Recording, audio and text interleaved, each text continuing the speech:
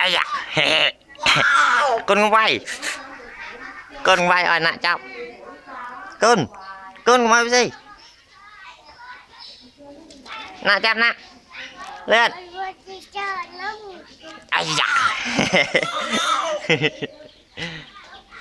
bỏ con đánh mệt vừa rồi nè vô đây cháu nè lên cái đây cháu lên nút mỏ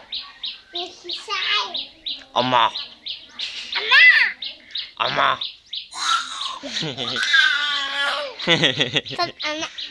bò hành chặt đấy. Ê anh bò. Chặt Ê, bò con bò chặt mau. bò chặt mò mà chặt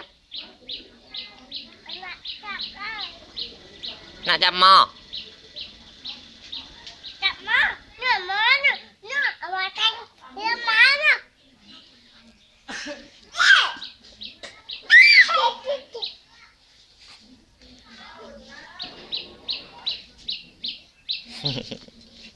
thở cháu Nó máu không? Cái này. nó chảy máu rồi nè Nó máu không? Nó máu không? nè chập co chép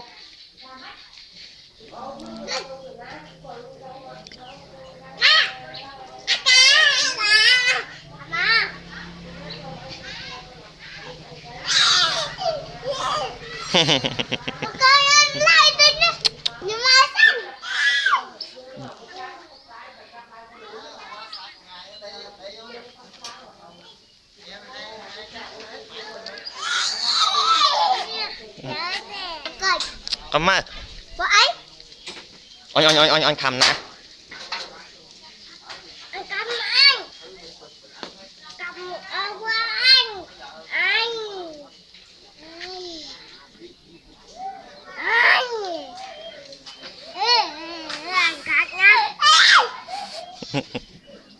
Mạo ơi, cái này,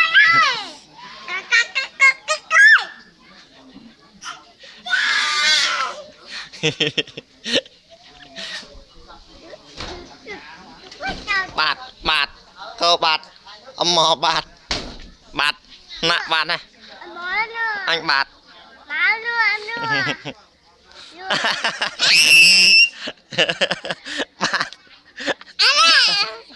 nhưng mà nè út mơ con út mơ con nè nè